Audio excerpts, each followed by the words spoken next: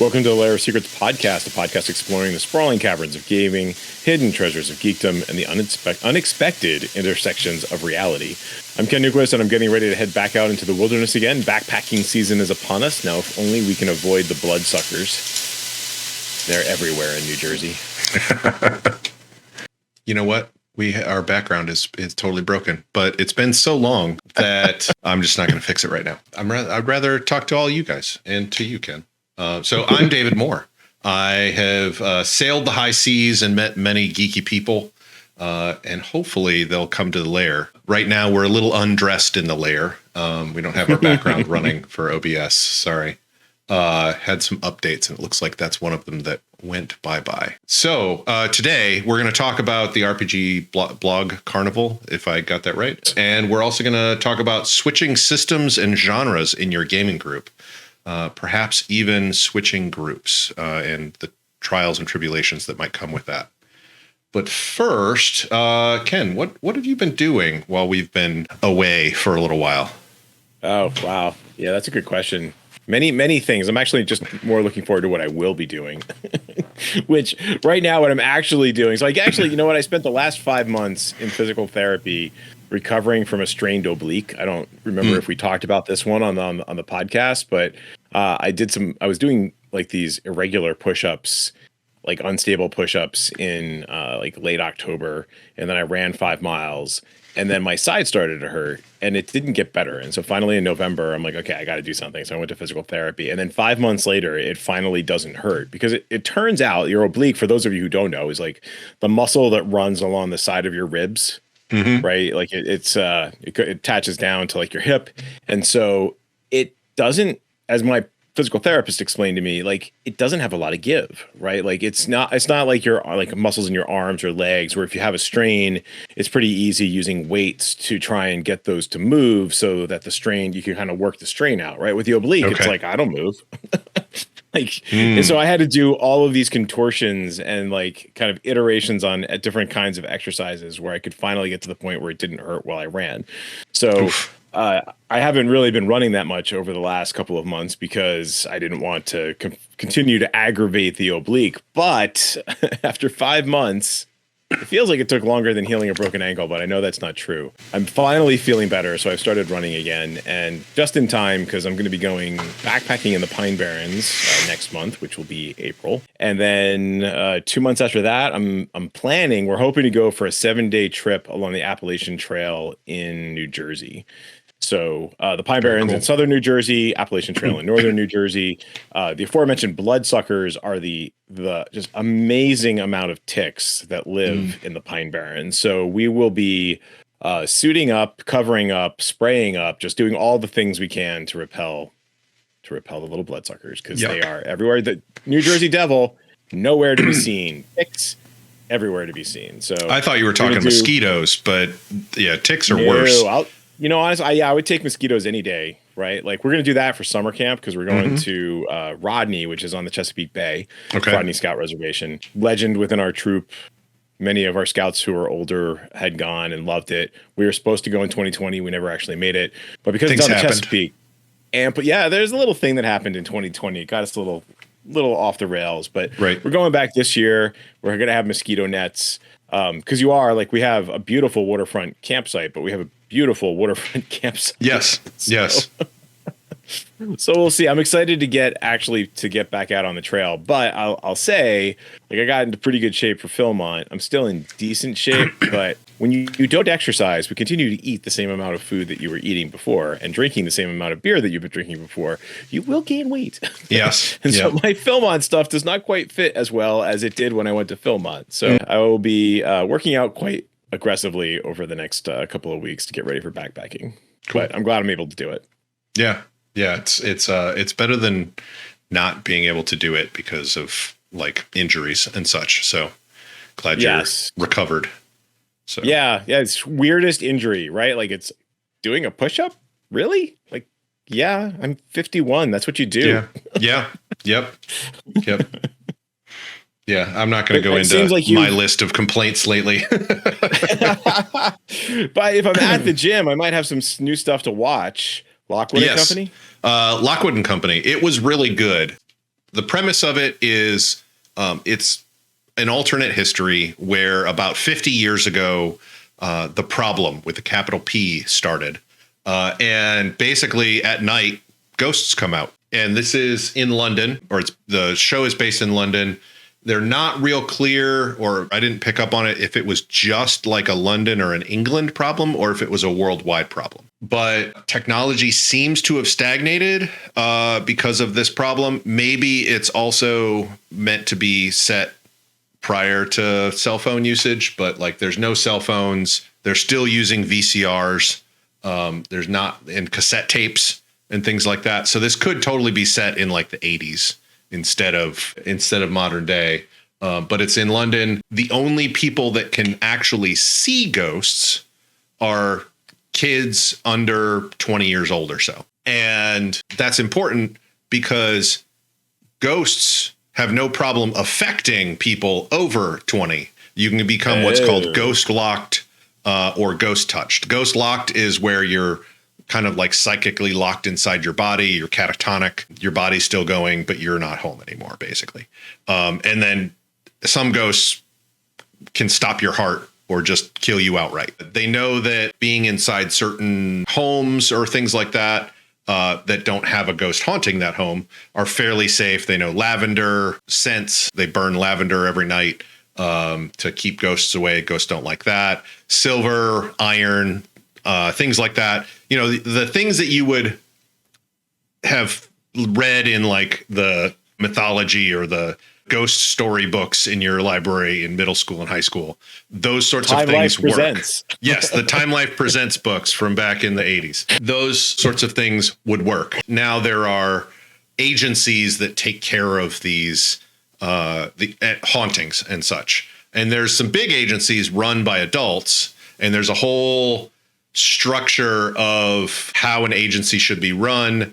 And if a child is able to be what's called an agent, they have to go through training and be certified and get their parents' permission, etc. But Lockwood and Co. is a very small 3 people in the first season. That's their company. And Lockwood is, I think he's maybe 16 or 17, and he's the owner. It's not legally required that an adult run the company. Basically, there's a loophole that he was able to get in through. And it's got a good world building. There's some teenage drama stuff because they snipe with other groups from other agencies and bigger agencies. And they're kind of the scrappy little underdog of an agency. There's the whole mystery of what started the problem. You know, why is it still continuing? And so there's a big mystery around that whole thing. As the series has gone on, this first season has gone on, some of that mystery keeps getting uncovered. You know, it's been going on for 50 years. Nobody's really been able to figure it out, but these people are starting to get some clues. Lucy is one of the newest member of Lockwood and Co. and has a kind of unique talent that only one other person really in the whole history of the problem has had, is that she can hear and speak to ghosts. Not all ghosts are sentient. There's like the type 3s, which are super, super rare. Those are the sentient ones that you can have a conversation with. But she's able to like listen to ghosts and understand why they're haunting a place. And so might be able to put them down or put them to rest instead of throwing a silver net over them or striking through them with a silver rapier and destroying them. It's been fun. There's some serious parts, but for the most part, it's a fairly lighthearted sort of series as well. It's kind of the Buffy meets Harry Potter. I understand that you've been watching some slightly more serious shows of late, though. Yeah, well, I just quickly added it to the show note because what I've actually been sort of addicted to recently, there's not enough episodes to be addicted, really enjoying tremendously, has been season 3 of Star Trek Picard, which brings us back to almost like full on Next Generation 20, 30 years later, right? Wow. So it's really, really good. Like they've teased it in the earlier seasons, you had various guest appearances, but like Riker has a full on starring role. We get to see like a new version of the Titan. Like there's a lot more fan service, but done in a very in a good way, like in a respectful to the characters sort of way. Cool. And so I'm really enjoying that. I think I have one or two more episodes to watch. I don't remember when the last one drops, but Picard has been fantastic. What also got me distracted slightly before Picard was The Last of Us, which, it's one of those games like I have a PS4. I've really never been super into the survival horror genre. Like I'll occasionally play Resident Evil or something like that, but even that I haven't played in years. And so I've never played the video game, but everybody and their brother and my daughter was like, my daughter wanted to watch Last of Us and she does not like horror, right? I'm like, oh, Yeah. okay, maybe I should actually be paying attention to this a little bit more. I played I played the video game. And because I played the video game, I don't really want to watch the show because I know how the video game ends. I'm not up for that sort of emotional roller coaster. Emotional roller coaster seems to sum it up rather nicely. But it's really good. I think it's good. And, I got kind of burned out on The Walking Dead because it was just kind of people being miserable to people for no good reason, right? Like it didn't feel like it was building towards a better civilization. And like, I wasn't enjoying the characters at a certain point because they were being so stupid. And I think in The Last of Us, although it has a similar dystopia, similar horror in so much as something terrible has turned people into zombies. This time around, it's a fungi that's doing it. And it's a similar premise, but I think that just the acting is the characters are more consistent and I can't say that the acting is better, but it's really enjoyable. I think it's been a very good setup, and I didn't feel like icky after watching it. Like some of the Walking Dead episodes when they're like, how can we most creatively kill off a character? Like it felt like that's what the goal was rather than this is what is making narrative sense. Yeah. Yeah. I will say the video game was pretty well written. It definitely had the emotional roller coaster side of things pretty well nailed. I don't know that I'm up for that right now. Yeah, no, you have to. I think it's like The Walking Dead too. Like I had to be in the right headspace to be able to watch it, and I've gone back to it occasionally because there's a particular itch I'm trying to scratch. But this one has Pedro Pascal, aka the Mandalorian, and so he's saving yet another like holy child from terrible fate. So he's fantastic. Like the whole series is really enjoyable. But to your point, like you have to be in a certain headspace to watch this. It does get pretty dark in places. I don't think that's any different from the video game. So you have to know that going into it. If you're not ready for it, go watch Picard. Which also can get dark in places, but it's more of the fun kind of darkness. Or maybe Lockwood and Co. Yep. Lockwood and Co's good. People do die, but it's like I said, it's more like Buffy, not the Buffy's mom episode, but the rest of Buffy sort of thing. Gotcha. Like there's some feels in Buffy, but Lockwood and Co is more like not cheesy teenage romance / going and fighting monsters and snarky comments back and forth. So it's pretty good. Pretty good. And I liked it enough that the first season, I think, is books 1 and 2 from the 4-book series. So I've read 3 and 4 just because like I liked it so much and wanted more. So I'm looking forward to another season of it. They got some good actors for it too. Cool. So I did, however, since we are a gaming podcast and I'm chronically short since I'm chronically short of a gaming group, I did decide to induct some more members into gaming. For my nephews, I'd given one of my nephews for his birthday, I gave him the D&D starter set, which is old now, but he was the right age for it. He doesn't know that there's newer like essentials kits or whatever. So we went there, and interestingly enough, my sister, who has never gamed with me before, decided she was also going to game with her boys. They were going to try and have some friends over, but life got in the way. So they're fully now inducted into people bailing on their game at the last minute. So it was just my 2 nephews and my sister. And we ran, I ran the first Minds of Phandelver piece in there. We ran, I think, a total of 2.5 to 3 hours with a break for lunch in there. and that was about what they could take. Actually, I was actually really surprised at how the game ended. We were at a point that we could stop pretty easily, but that's when my older nephew, who had gotten the game, he was like, "Can we stop playing right now? I want to go do something else." And he's like, "That's a really nice way of putting it. Thank you." Instead of just like running off and doing stuff, or being super fidgety or throwing a fit or anything else like that I've seen in the past. It's been one of those things where I can see that he's really growing up, and this is the right age for him to get into it. And his younger brother is also pretty mature for his age and pays more attention. Like his older brother can be fidgety. So we had to wait for him to be able to sit down for a good amount of time. But they have both asked to play again and to continue. So they had no problems going in and defeating the goblin ambush, and then understanding that, hey, their friend is missing. That I introduced the Mines of Phandelver. You're basically following in the footsteps of a dwarf, a friend of yours who is a dwarf. You're bringing supplies to this dwarf.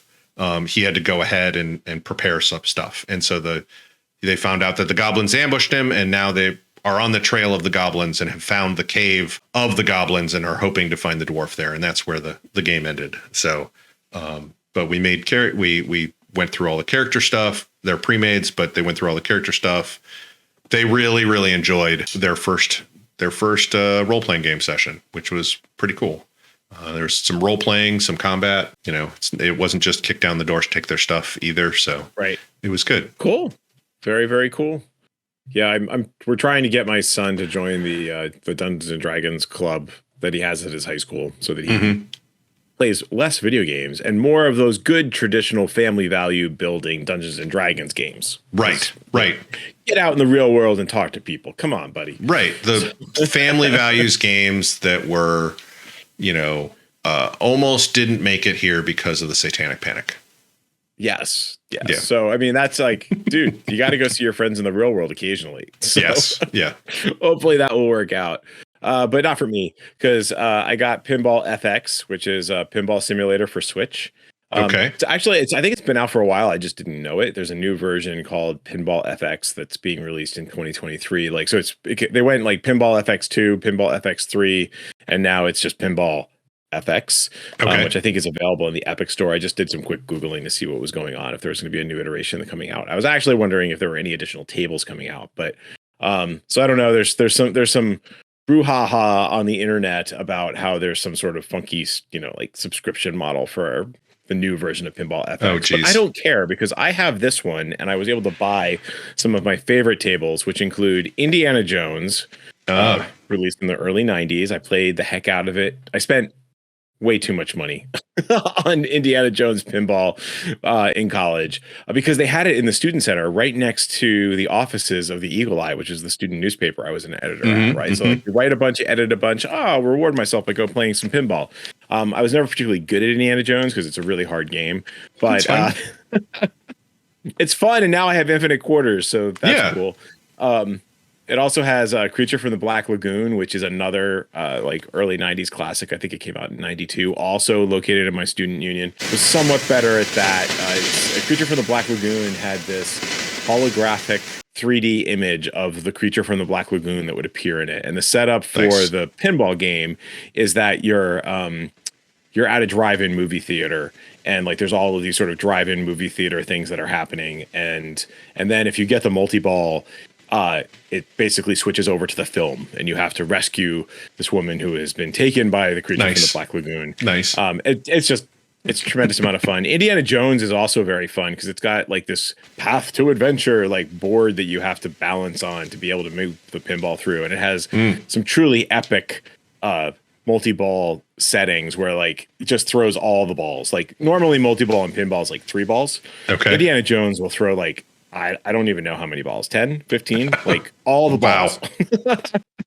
It is the Indiana Jones and Star Trek The Next Generation pinball are, if I was ever independently wealthy, and I mean so wealthy that I could just have a person on retainer to fix my pinball machines, then I would buy it, because early 90s pinball machines take a lot of effort and specialized knowledge to maintain, which I have a job. Yep. And a podcast. Yep. And other you need hobbies. to hire like Ben Heck or some of those other people who are very, very into pinball. And you can just say, hey, it's broken. How do I fix? Or can you come fix? Yes. Yeah. Yes. Yeah, exactly. So they it's been cool. They also came out with some original games, so including Aliens, so which I love, right? Like I love the movie Aliens, and this actually has, the like all the sound clips from Aliens. And so, you've got like Hudson going, "Game over, man, game over," when the ball like rolls out the side. So I've been playing entirely too much pinball over the last couple of weeks, pretty much instead of any other game that I have. Nice. So it's been cool to go back and like revisit old friends. Cool. Speaking of revisiting old friends, how's that for a segue? Yeah. Well, actually, what I'm going to say is if you like pinball, you may like where I have been. So I, a few weeks ago, was on the Joko cruise. Jonathan Colton, geek artist, geek musician extraordinaire, along with several of his friends, run a cruise now where a bunch of geeky people get on the cruise and they go cruising for, a week. And what you might be interested in is they have a lot of different things. They've got board games. They've got some video games. They do live shows at least twice a day. This last time there was Brenly Mulligan, Eric Ishii, and Abria Iyengar, and one of the McElroy family. They were doing role playing stuff. John Scalzi and Will Wheaton were on the show giving writing advice. So basically, it's like a big con, like a big gaming / geek con on a boat. Sweet. They had a vintage video game section with like PS1, 2, 3, 4, and 5, Xboxes, wow. Ataris, IntelliJ, or not IntelliJ. That's an IDE. IntelliSense, not what the heck is it? Intellivision. Thank you. And they had pinball machines, which was funny because they announced that they're going to have like 7 or 8 different pinball machines there. They said, we've disabled all the tilt sensors on the pinball machines so that if the boat gets boaty, you can still play. And the boat did get boaty a couple of times. It was a good time. I met some good people. It was a little like going to a giant convention and not knowing anybody there. Luckily, our friends Natalie and Andy were there. Natalie, the artist for our logo, and her husband.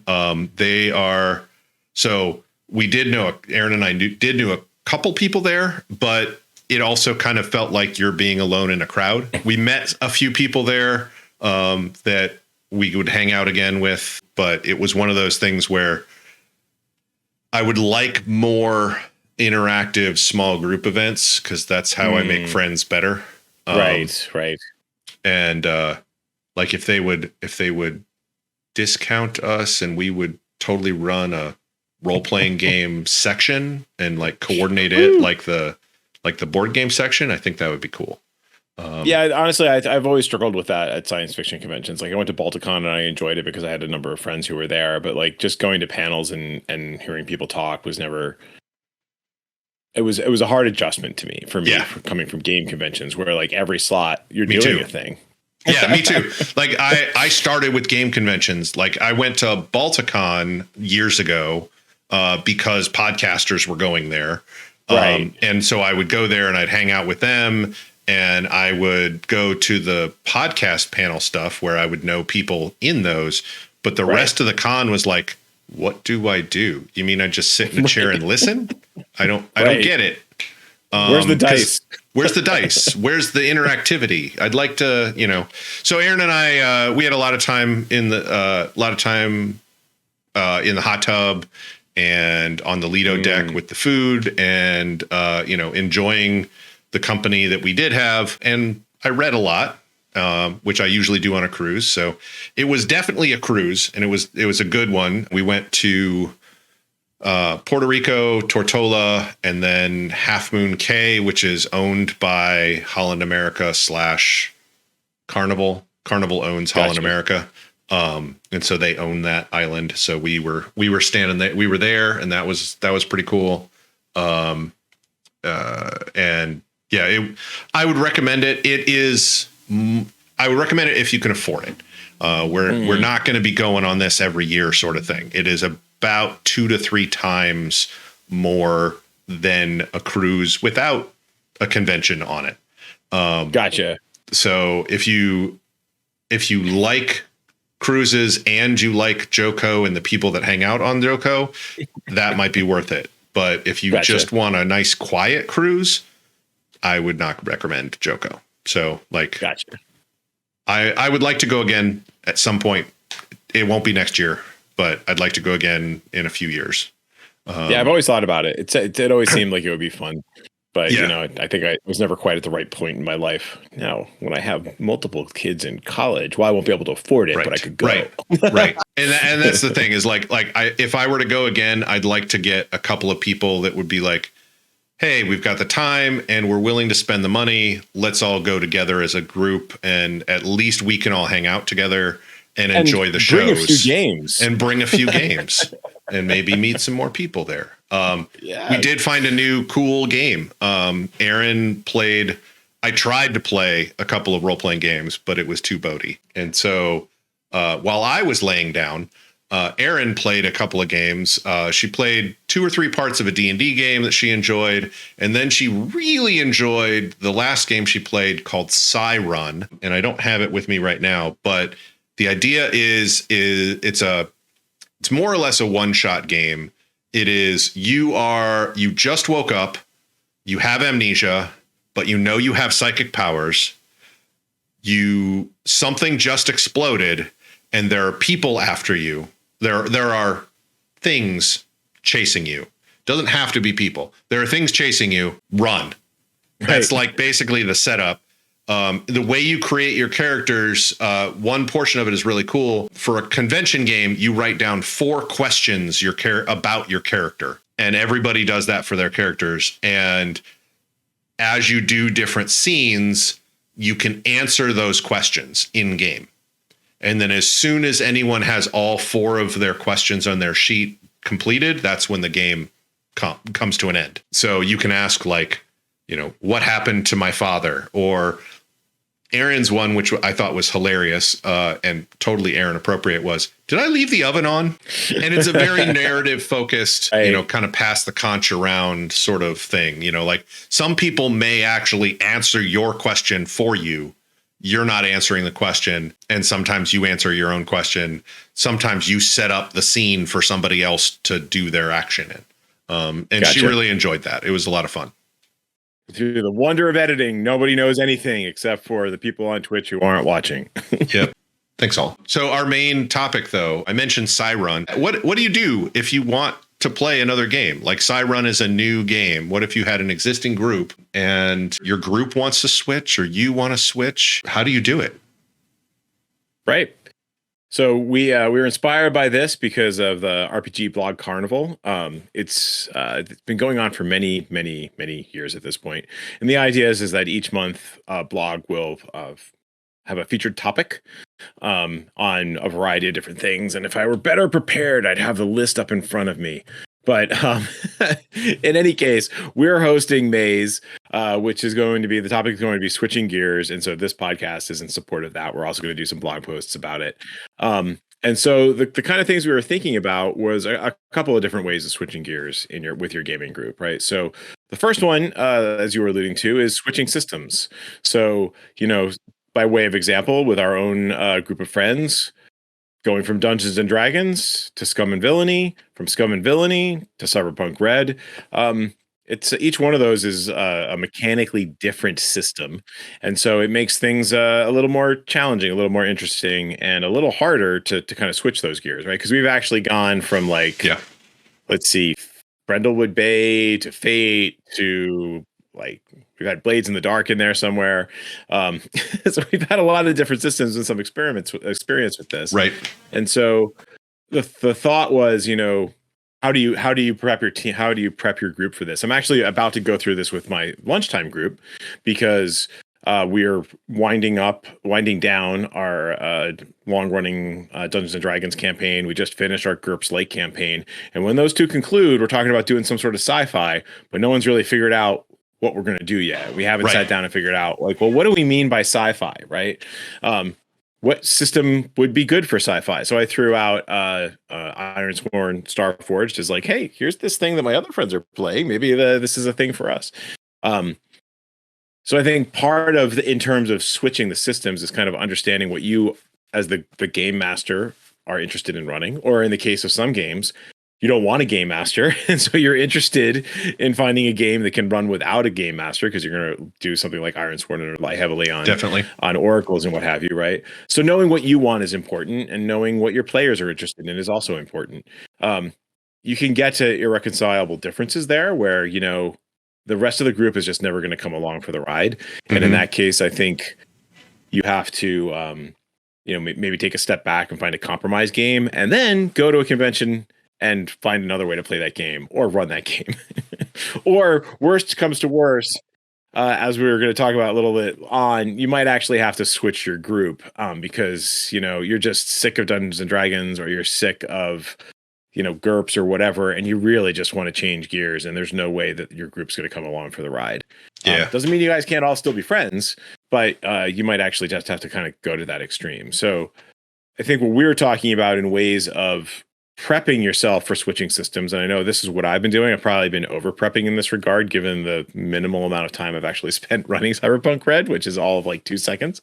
But we're getting there, folks. We figured out how to break Tailspire with rolling too many dice. Yes, on an older machine that wasn't meant to be a Windows machine in the first place. Yeah, we're getting there. And it's mostly life stuff now. It's not like I think Ken's ready. It's the rest of us that need to get in there. Yes. We're getting dangerously close to actually playing the game.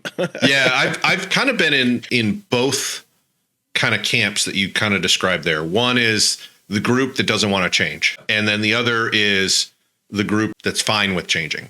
So like one of the reasons why I had started up the Game Master Show years ago was because I was in that other group of, we don't want to play anything but D&D. We actually don't want to play anything but the currently running campaign in D&D. And having gone through a lot of that stuff, I've got some ideas for how to get out of that. Like, hey, we only want this group, that we only do this thing. I started the Game Master Show because I wanted to play other games and for a bunch of other reasons, one of which was totally hubris.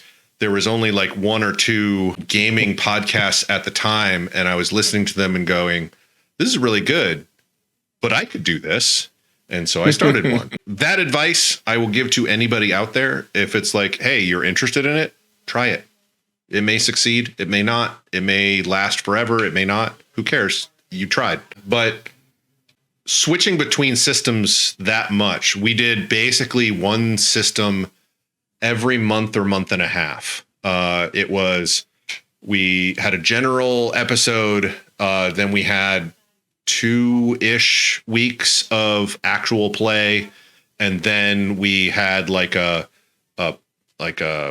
retrospective of how did that game go. And then if we could, we would get the game designers on and go, hey, we read your book and we played it.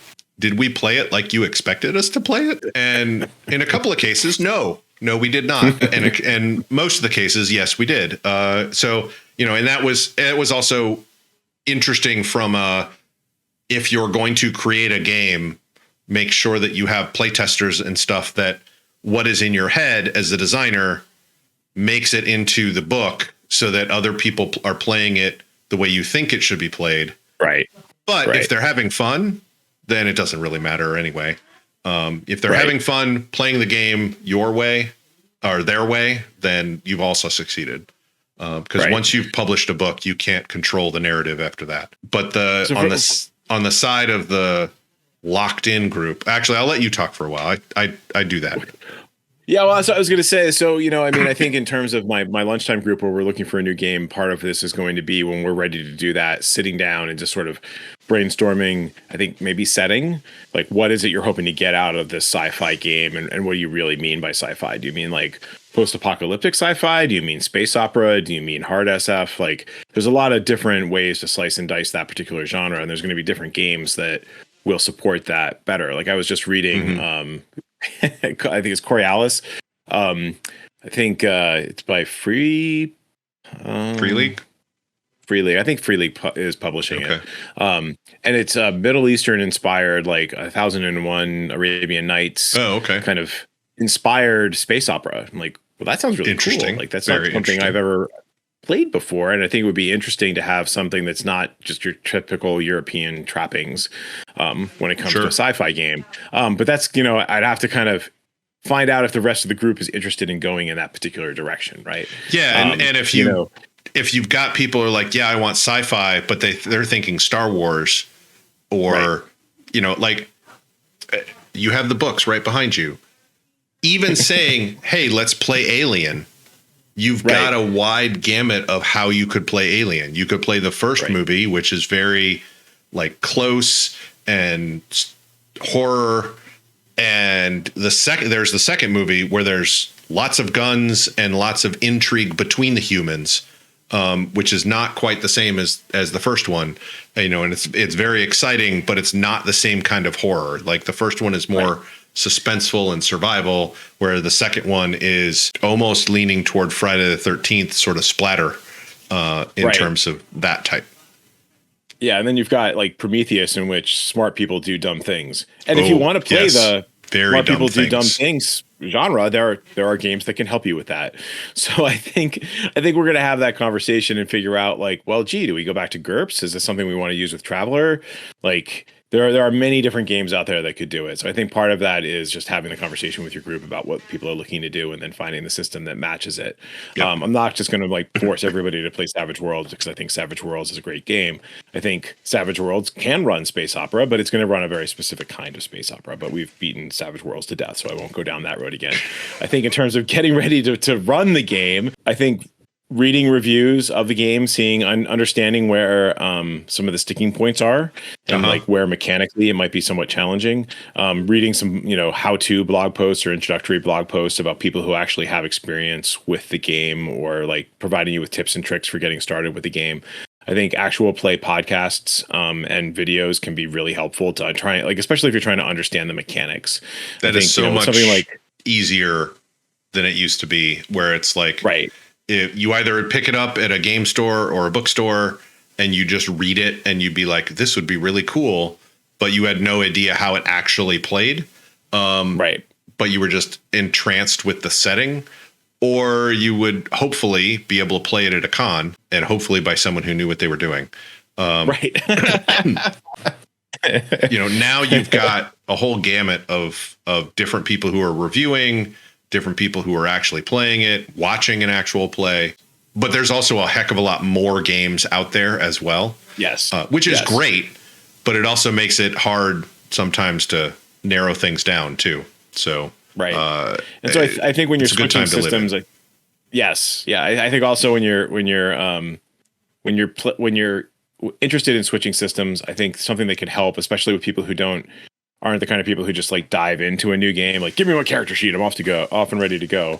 Like if people actually want to build their own character. So I think playtesting the rules is helpful, right? I think we've seen that a couple of times. I know with my group, like being able to sit down and play the game once so that you actually understand how the mechanics come together so you can build your character. Because sitting down, like even like, Cyberpunk Red, sitting down and wanting to build out your character, you don't really understand how the distribution of skills is going to go. Like we had this problem in Savage Worlds a ton where everybody was putting a D4 into every single freaking skill. Well, that doesn't work because you need to be good at some skills in order to be awesome in the game.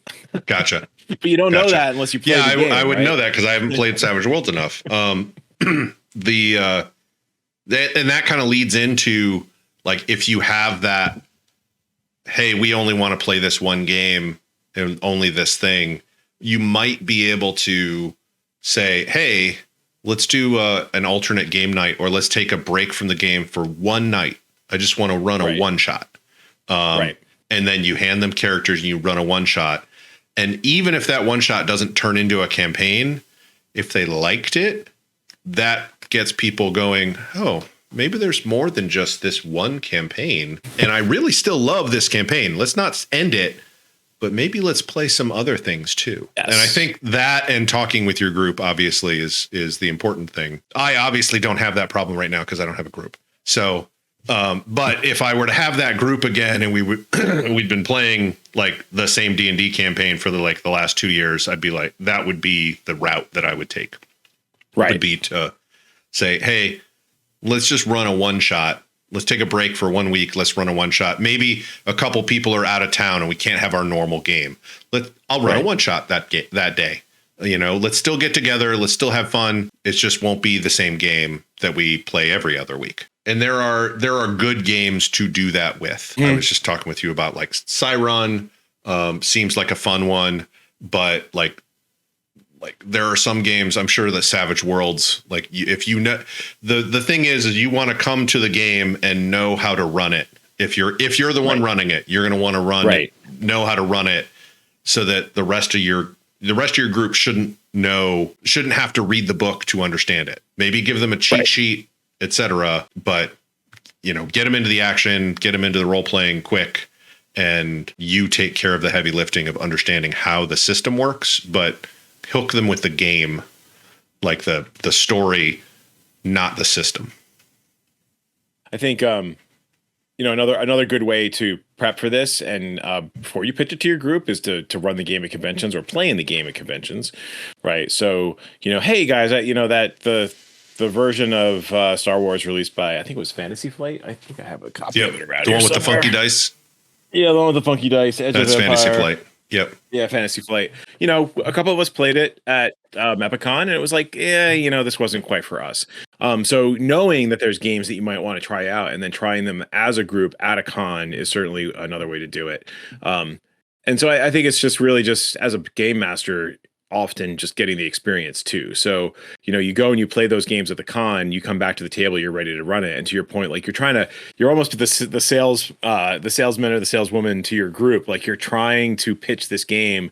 And unless everybody's already super interested in the idea and is willing to give you the space you need and everybody needs to learn the game, then actually you're coming in with almost a hard sell, right? Like, hey guys, here's everything you need, right? Like boom, boom, boom. Here's all the pre-gens. Here's your one shot that tells you, or here's your one sheeter that tells you the rules. Here's some funny dice.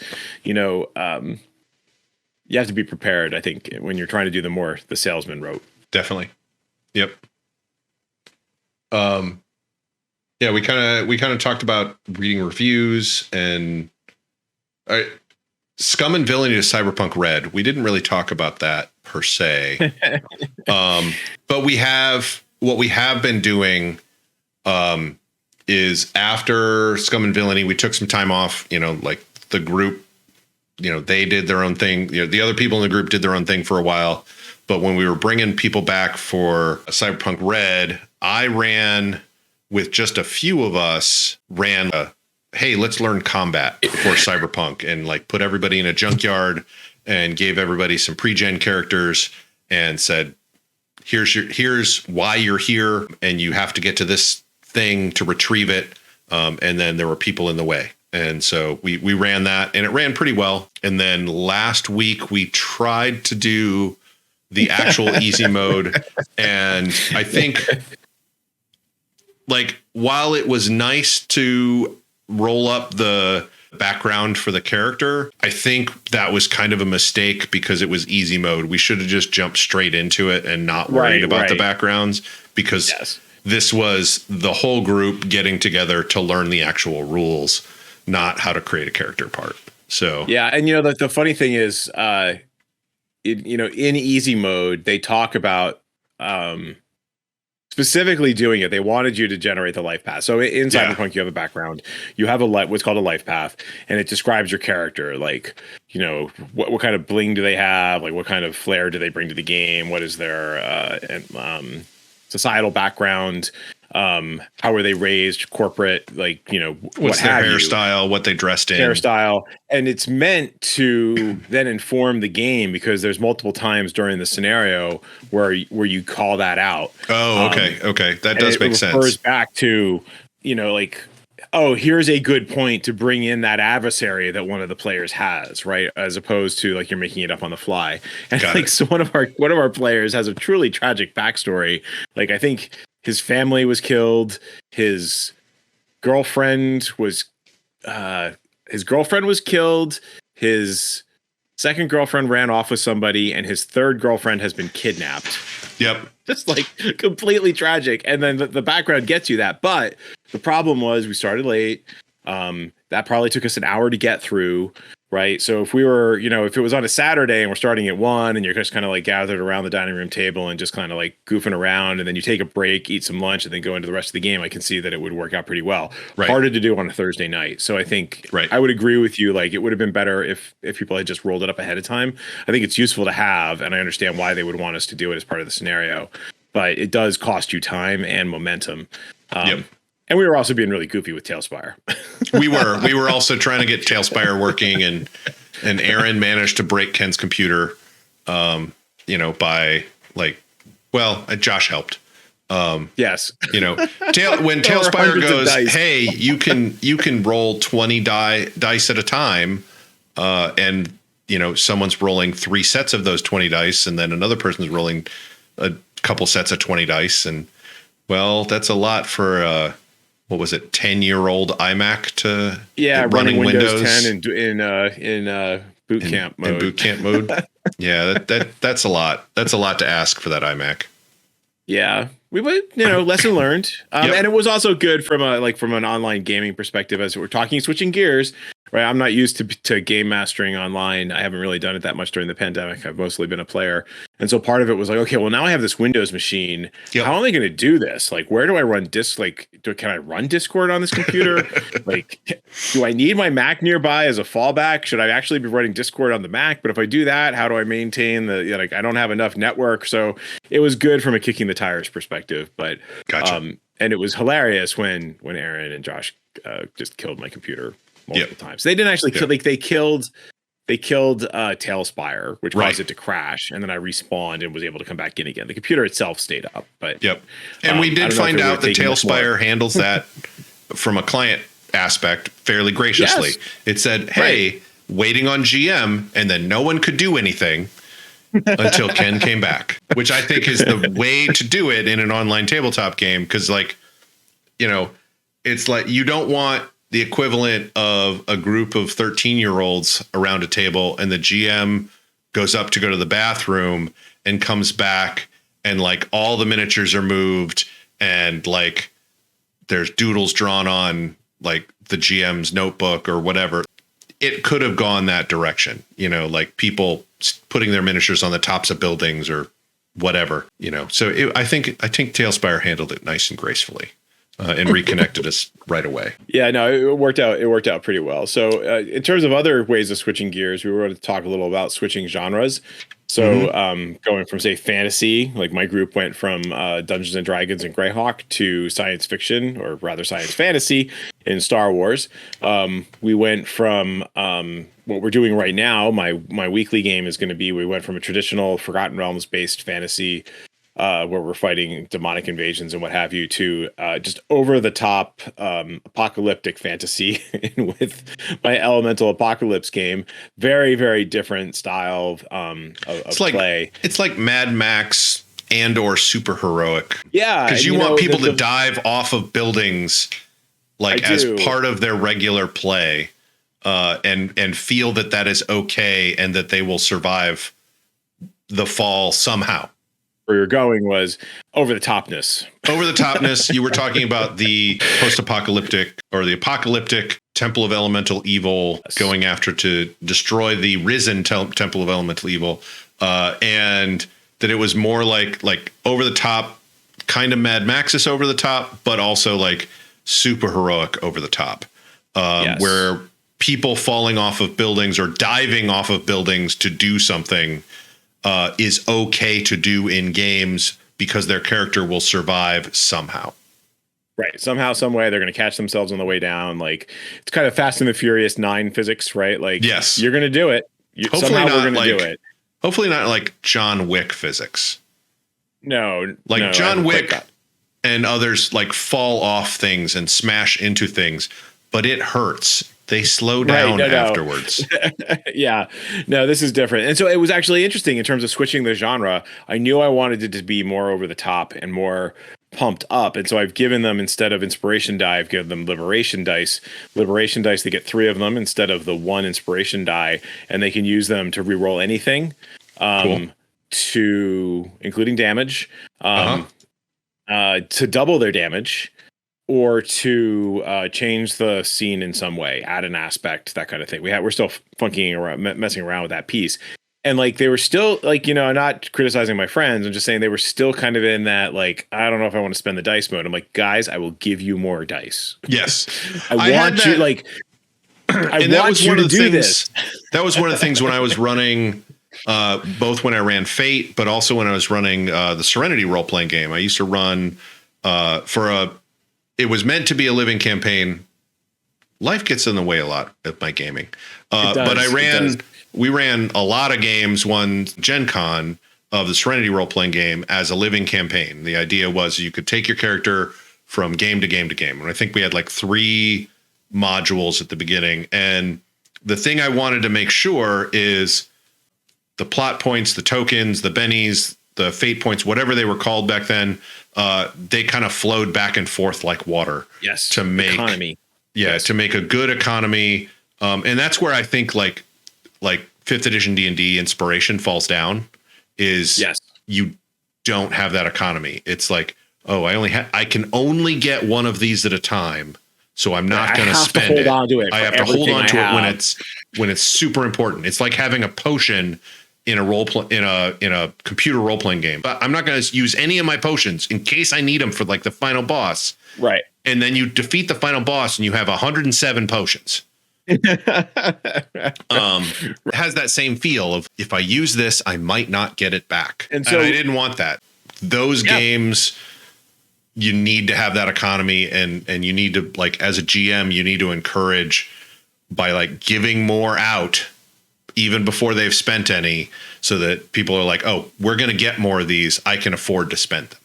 Right. And so part of me now too is figuring out, because it's online, how to manifest those, how to represent those tokens so that I can keep track of them. They're remembering that they have them, right? Like I think I'm just going to get out some physical tokens next time, have them in front of me so I know how many they've spent, and hold them up so they can see them and be like, look, guys, come on, you can do this, right? Because you might even, if you're using Roll20 or something like that, or a virtual tabletop, like just putting tokens in different corners of the screen and say, this is yours. This is so-and-so's. This is, and just putting it in a big pile and letting them play around with those particular tokens. That'll be a good visual reminder. That's a possible way to do it. Yeah. And so the key thing is like, no, guys, really do this. And so we got into it. Like it was fun. Like we were amping it up. And then once I was egging people on, other players were egging each other on. And they're like, no, come on, man, go ahead and spend it. I'm going to do double damage on this roll. They were fighting a fire giant. They did. So it was a CR8 fire giant against 4 level 3 characters. So they, the fire giant sort of wiped them out. You pull out the stops. But they took out the giant. Yep. Which is what I wanted. Because I mean, this was also like me trying to get my head around the mechanics, right? Because the challenge is they're still very squishy. Yes. Because we didn't double their hit points. Yes. One or two hits from that CR8 is going to kill them. So yes. Yeah. So I learned, I was learning too, but it was fun. But that goes to, in terms of switching genres, I think you, as a game master, you need to reinforce the aspects of that genre that you think are really important. And you need to talk about that with your players to understand what is important for everyone. So we've done a fair amount of this with Cyberpunk, like trying to get on the same page about what it is Cyberpunk means to us. Because even like you were just saying with my Alien books behind me here, right? Like every Alien movie is almost its own genre, right? Like the first one's like the haunted house in space. Second one's roller coaster. Third gets weird. It takes place on a prison planet. There's a cult involved and what have you. The fourth tries to reboot the franchise and has like genetic manipulation going on and different threats. Prometheus, it's its own thing. Yeah. Oh, right. Yeah. So, yeah, that was the Joss Whedon one. So, yeah. Which one? Alien 4. Oh, Alien 4. That wasn't Joss Whedon. That was I thought it was. The guy who did 7. I thought it was where the ship was made from parts of Robotech stuff. No, the with Ron Perlman in it. 3. Yeah. Sorry, I'm sorry. I was thinking Alien 3. Alien 3 is the one that was David Fishner. I didn't realize Whedon was associated with 4. Yeah, I think he was with 4, and then 3 was the prison planet one with the alien dogs. Yes, and it's been so long since I have watched those. I kind of liked those then, but I don't know that I'd like them now. I don't know. Yeah, my tastes have changed. But yeah, there's to what it is so many different games you could play in that setting. Right. Even just Cyberpunk, right? Like, do you want to do, style over substance? One way to do that is you're all like corporate agents, right? Like, there's, do you want down in the streets, really gritty Cyberpunk? Like, where do you fall in that? Like, do you draw just borrowing a lot of pages from Neuromancer and you're going to find yourself in orbit? Like, or is it, no, man, I never want to leave Night City. So getting people on the same page about what it is you're hoping to accomplish from the game is important. And brainstorming the inspiration, right? So I think Chris Miller, good friend Chris Miller, has been running the Neon Library. I fell off the reading wagon because I had so many life things to deal with. So I really need to catch up. But like the idea that we're reading the source material, we're going back to those books, we're watching Johnny Mnemonic, we're watching The Matrix, so that you have those touch points as players, but also as a game master, it's like, this is what I'm going for. You guys cool with that?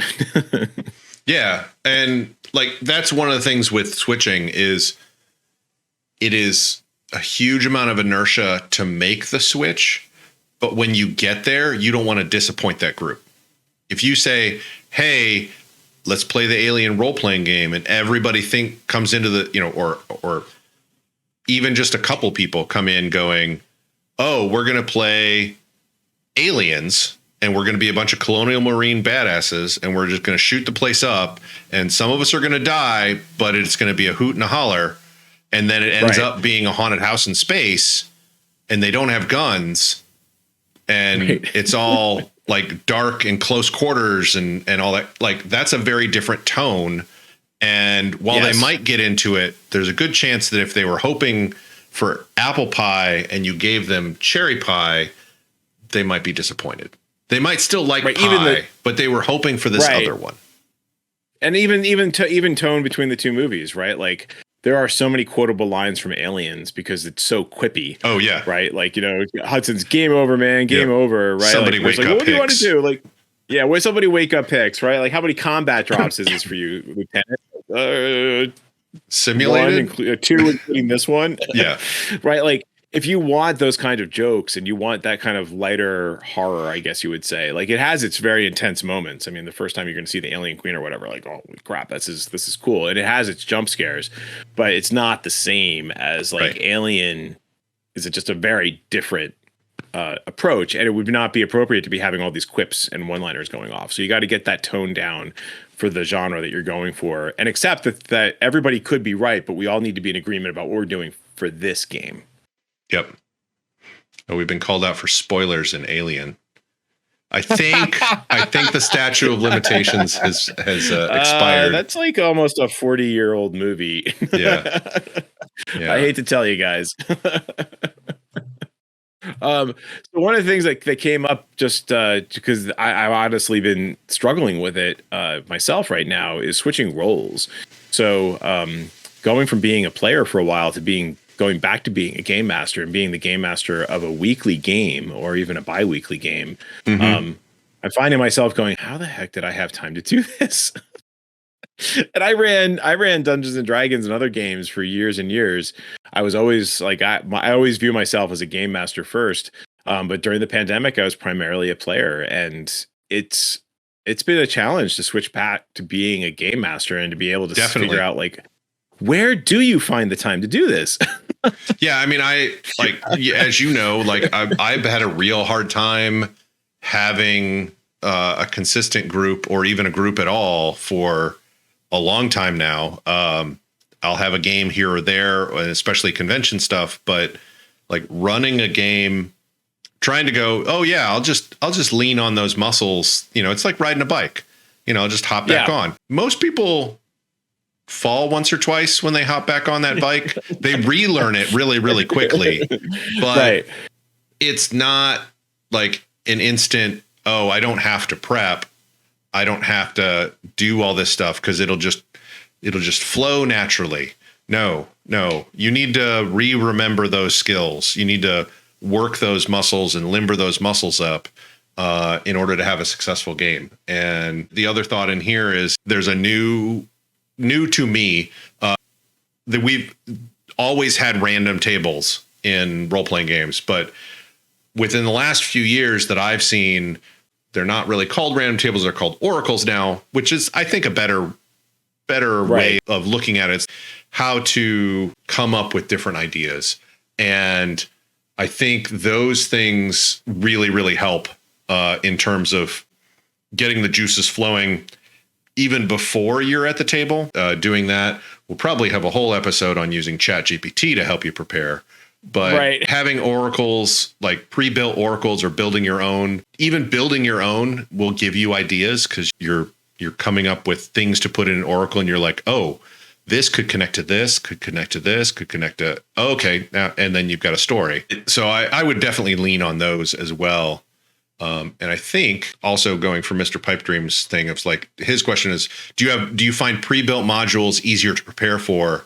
Pre-built modules, I think I would probably lean on now more than I ever have before. One, because they're much better written now, but two, because I don't have time to prepare. So if I have the time to read through a module and understand it, or at least read through enough of a module to run a session or two and be like 1 or 2 sessions ahead of the players, I think that would be a valid strategy for switching games. So like if I wanted to run Alien, I would probably grab one of the Alien adventures and start reading it and either get ideas from it. But for sure, you know, at least if it was a brand new group with new games, I might just run the module, not being afraid to depart from the module. Yes. If the players decide to go that way, because I'm a big person with player agency, but so I'm not going to railroad them in. I think a module would be something that could definitely be used to prep if you've been away from GMing for a while. Yeah, you know, it's funny. I would have agreed, except I'm doing it with easy mode and I'm struggling some. I think an easy mode is not a very big module because the problem I've had with pre-gen adventures in the past was knowing and remembering the material. And this might be a Ken's brain thing. But, you know, if I wrote it, I know what I wrote. Yes. Right. And if you're me, you probably wrote it leading into when the guy showed up, when the players showed up. Right. And so for me, I was struggling a bit with easy mode, even as short as it is, because I'm like, oh, what is the structure of this? Okay, I need to read the module again. Right. Like, so maybe I need to sit down and just take some notes, like just outline it myself so that I can remember what's supposed to happen next. Right. And again, this is a module with like 2 or 3 scenes. That having been said, I have like all of the Alien box sets. But they are, I think in that case, I would need to do it. Like, I think they're very well written and they're very evocative of the setting for Alien, and there's a lot of good material there. And so I think in that case, I guess I love reading them, but I'm finding running them to be challenging. Like, I haven't actually tried to run the Aliens yet, but based on my experience with easy mode and based on my experience with having run stuff for my players in the past, I've struggled some with the pre-gen stuff because it's not preloaded into my brain in the same way that the stuff is that I wrote myself. Yeah, it would definitely be different because you're like, well, what happens next? Well, you're not making it up, you know, you haven't made it up. You have to remember it. But it's one of those things where when I've done it in the past, there have been some stumbling blocks where where I've run into that in the middle of a game. It's like, what did happen next? Let me flip through the manual real quick. But at the same time, if you do, if you're running a module, you still have to prep. It's not no prep. Yes. Yes. So you've read, I would say you've probably at least skimmed through the module, unless it's one of those giant book modules that take you to level 20 from level 1. But like you skip through enough to be well ahead, and like, what's the overall arc of this module? And then I would say read in detail and be taking notes and go, okay, this happens here, this happens here. And then also timing. If you know that you're doing a 4-hour session, figure out about where, like I would say like 6 or 8 hours of gameplay. And that way, if somehow, they skip 3 pages of the module, that's like, okay, they just skipped an hour of content. I still have more content to go. But there's also no shame in going, hey, you've reached the end of the module that I have prepared for you guys for tonight. Let's take a break. Right. Yeah. Yeah, exactly. And I think, I struggled with that.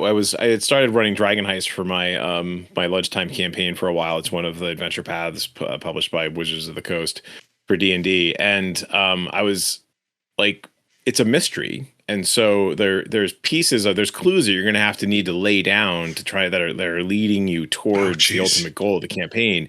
Right. And if you forget a clue, when you were supposed to talk to somebody, it's like, oh, I forgot to drop that clue for them. Oh, shoot.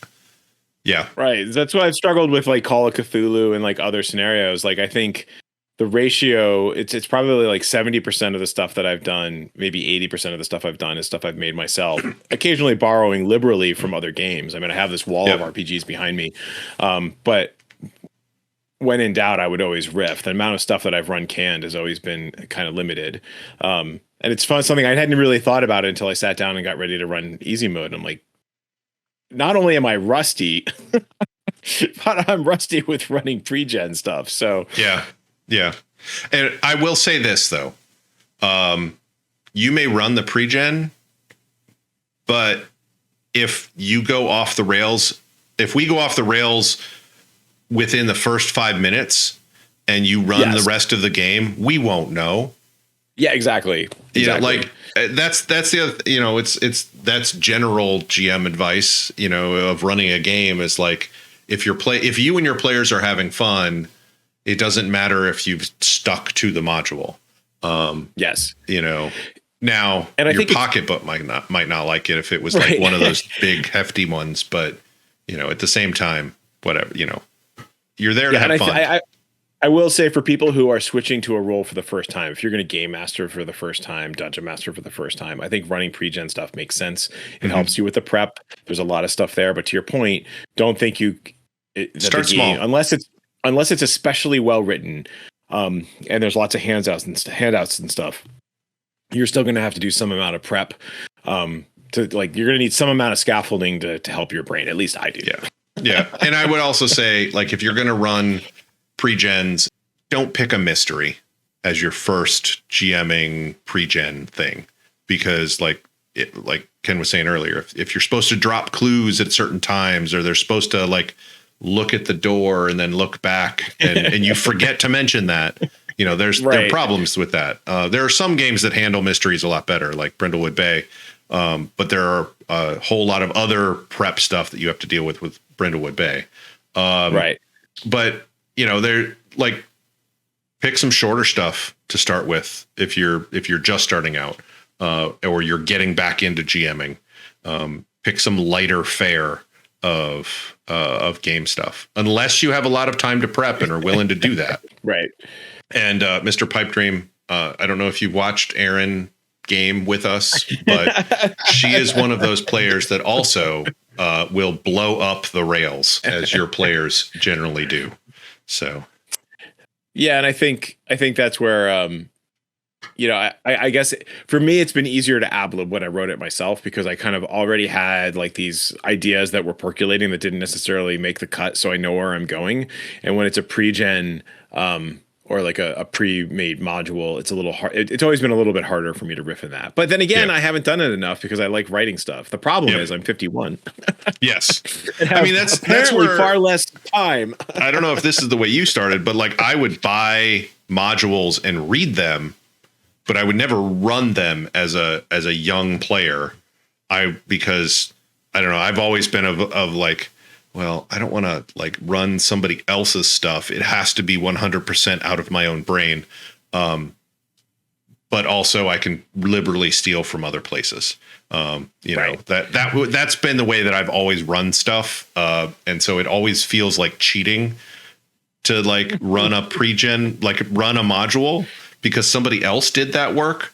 But no, it is as much work to run a module as it is to run your unique adventure that's out of your own brain that you wrote. It's just different kind of work. Right. So yeah, I'm always assuming that my players are going to blow things up to some extent or another. Yeah. I will say more than one time in the history of Sparks when I have run games, and Erin when she has run games as well, will be like, okay, you know, like these are all modules that are written by the people who also play Sparks. And so like, but we're going through and you've got a table of 6 or 7 at a convention. It's like, okay, it took us 2 hours to get through the first 2 pages of this 20-page module. But you guys are having fun. So we're all good. Right. And then there are other games of like, well, we've just skipped the first 20 pages of this module because you went off in a direction that this module did not anticipate, but is totally valid. And you are now on page 21. There are 22 pages in this module. So we're going to figure out what else to do for the next 3 hours. Right. And I think once I get back to my game master brain, it'll be fine. But it has been hard to knock off the rust and like starting to pull together, because I'm also relying on something that's not our standard Greyhawk, right? I'm basically doing a lot of world building as we go along, and I'm like, squirrel, like, oh wait, I need to figure out which gods died, because how can they know who to worship if they don't know who's dead, right? And so it's very much a sort of ADD distracted like, okay, wait, there's all these things I need to do, but I have to write the story. Well, with some of the things that I would suggest with that, totally unsolicited advice, is let them pick the gods that they worship. Those are the ones that happen to survive. And then as they look to hey, we should go look at this other deity. That's when they find out that other deity is not alive anymore. That sort of thing. You could do that.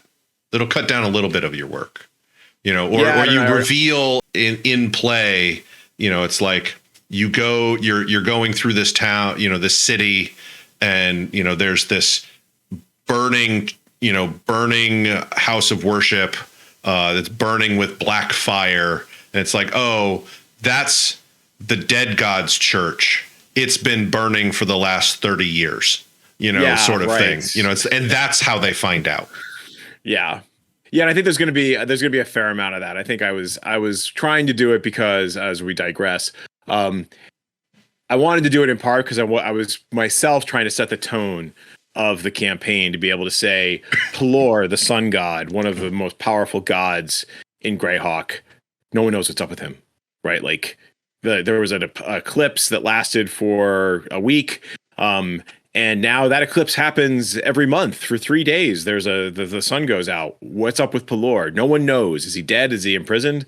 All of these hero gods went off to fight one of the elemental princes and lost, right? Betrayed by one of their own, right? Well, gee, that means that the elemental princes are powerful enough that they're not just stat blocks like they are in the adventure path that WotC put out. Like they're almost gods themselves, or they're powerful enough to take down gods. So that was part of my brainstorming, and also I was just distracted. Nice. And I think finally, a lot of that. I think finally what we wanted to talk about was switching gaming groups, which is hard. Which is definitely hard. But sometimes you have a group that doesn't want to change, and you may be still enjoying it, but you want, you enjoy chicken tikka masala, but you cannot have chicken tikka masala every single day for lunch. You have to Right. you have to switch it up a little. So I would say nowadays, especially in the new times, online games and looking for online gamers is probably easier than it used to be. I don't know how to find people there though. Perhaps people in this very Twitch stream, or on our Discord. I'm sure there will be people who would be interested in putting games together. There's my local game shop is Valkyrie's Vault, and they actually moved to a larger. They're like one of the few successful game shops that I've heard. They started during COVID in a little tiny shop, and now they're moving to a place that is 3 times, like just 2 doors down, but is 3 times the size of their place before. And so, looking for gamers there, maybe go and just play a couple of times and meet some people, make some new friends, and say, hey, I'd like to run something for you guys, or hey, I want to get into a new game. And depending upon how your life is and your family and your friends, you may be able to play on more than one night a week. Imagine that. That would be kind of cool.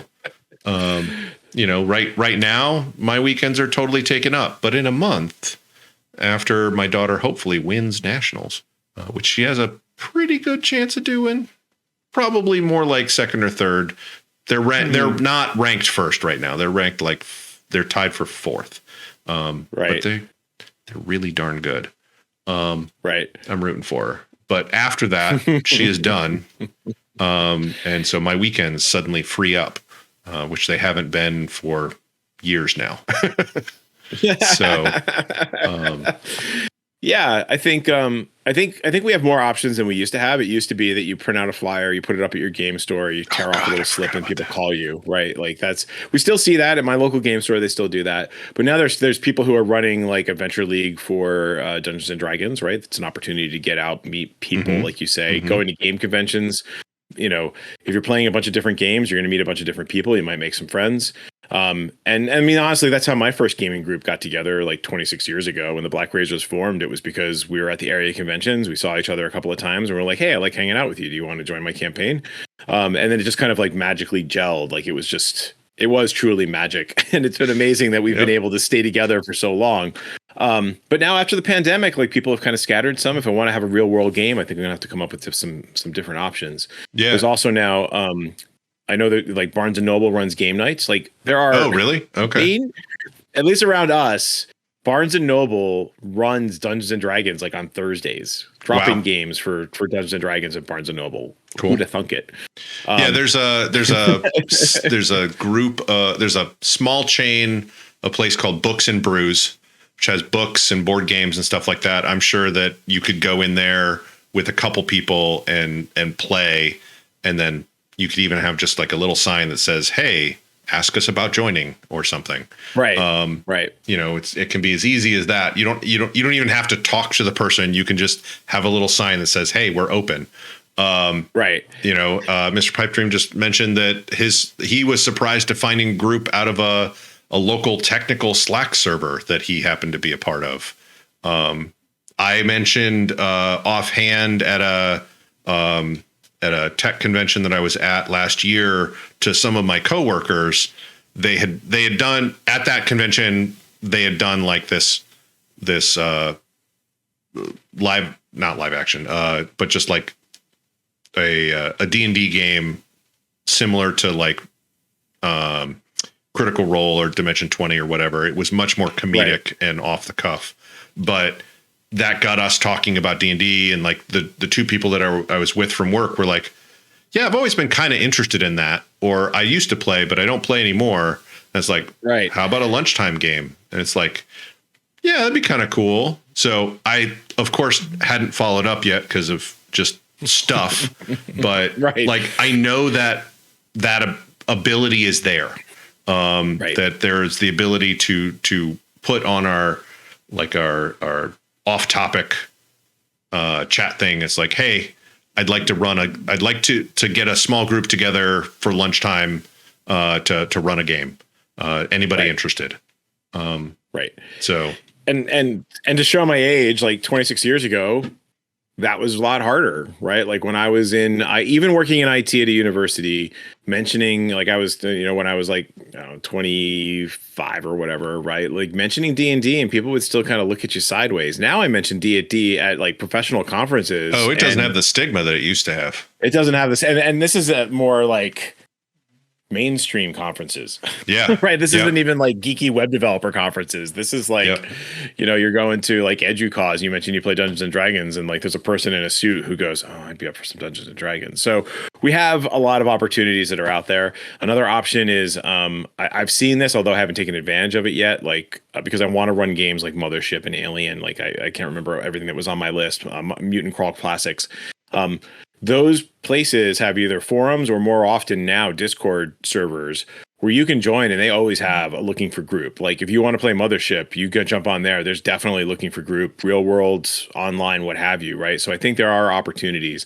I think the challenge for us as perhaps socially awkward geeks is it's hard to engage with folks and to kind of like break the ice and what have you. And I think using all these different techniques can help you, like especially going to a game convention or going to the Barnes and Noble and just being able to sit down at a table where somebody else is already running the game.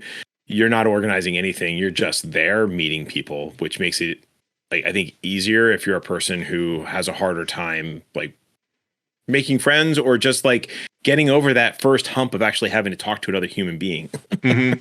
Well, I mean, I always found it a lot easier to talk to someone if I knew that I had something in common with them. Like a good friend of mine, I met him in college in a calculus class because he still had his Gen Con badge on his pinned to his backpack. And, I started the conversation off right with the snarky comment of like, "Hey, Gen Con's over." And we became good friends after that. But like even if it's just subtle stuff, like sometimes it's hard to introduce yourself in a group of strangers that you don't really, people you don't really know if they're not already friends, Right. So doing the more passive, subtle stuff of like wear the geeky T-shirt, Yes. Carry around a player's handbook or a dungeon master's guide or the Alien book, other stuff like that get other people just interested enough in you and go, "Hey, that's pretty cool." And then you can start a conversation. I mean, I was, to your point, my last trip I went on, I brought Cyberpunk Red with me because I was reading up on the rules. In the airport, reading Cyberpunk Red, guys comes up to me and goes, "Cyberpunk Red, what's that?" Like, nice. I played Cyberpunk 2020. Is there a new version of Cyberpunk out? I'm like, yeah. And like, we talked for 10 minutes. And then, of course, we went on flights to different states.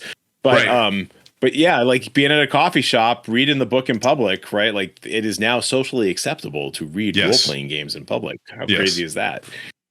The other thing I wanted to mention, this is more for an established group where you're looking to bring people in. I think finding a good chemistry amongst your group can be a bit of a challenge. And so I think if you're down to like 3 people and you're trying to add 1 or 2, make it casual, like invite them out for a beer or for like, a burger or something. And like, so you've met that person. It's kind of like an interview, meet but them like socially. not interview. And meet them socially before you invite them to your house for, Yeah, outside of your house, like a Books and Brews sort of thing like that. And or Barnes and Nobles or whatever, or even just, like a Denny's or something or an IHOP. Yeah. And having an opportunity. We've done it a couple of times with our group. I mean, our group was also like, we've been around for a long time. And so like, we've really valued that group cohesion, perhaps a little too much, but like it was healthy. Yeah. It still is healthy. I'm actually laughing at Mr. Pipe Dream's comment of blind date your prospective player. Which is right. Totally like appropriate, and then I would say, make sure you talk, like if you've gone with that group and, the whole group is together and talking, you kind of got a good idea, but then afterward you get together with your group and go, so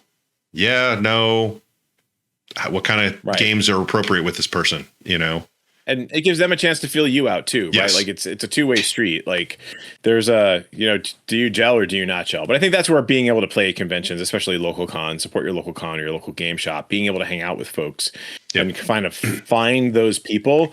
And then you do that for like, a couple months, and then you say, hey, you know what? I'm looking to get a game together. Were you interested in joining? And you may even have been playing with the same people all along, and then boom, you have a group going. So I think it's definitely easier than it was when I graduated from college in '94, and like trying to find groups and like, it was hard. Yep, definitely.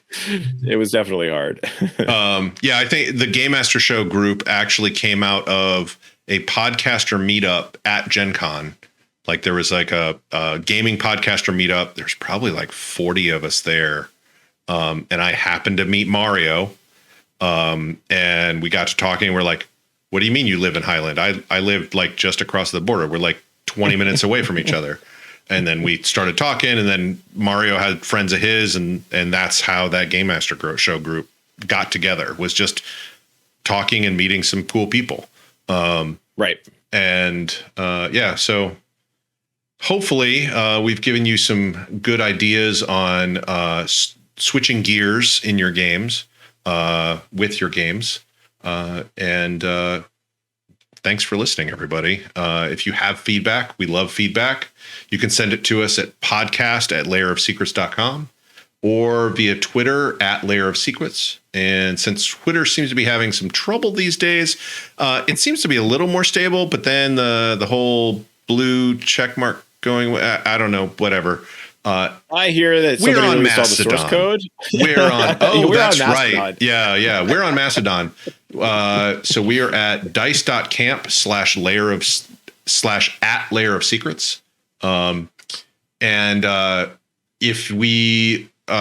If you have any trouble with any of that stuff, just go to layerofsecrets.com. All the stuff is listed there under I think at the top of the page there. You can find us there. Find everything there. So if you want to see this live, if you're not watching this live right now, we stream this live on Twitch. If you want to see this early and unedited, it was very unedited today. Very unedited. And we're lucky nothing caught on fire. Yes. So we usually do that on Tuesdays. Today's Wednesday, but I don't know. So life. We are Layer of Secrets over there on Twitch, all one word. We're also have these on YouTube and as a podcast format as well, which if you're not watching this live, you're watching it or listening to it in one of those formats. So thank you all. As again, layerofsecrets.com has all that stuff. You can even leave us some feedback over there, topic ideas, your own, or other thoughts on what we've talked about today. All right. Thank you, everybody.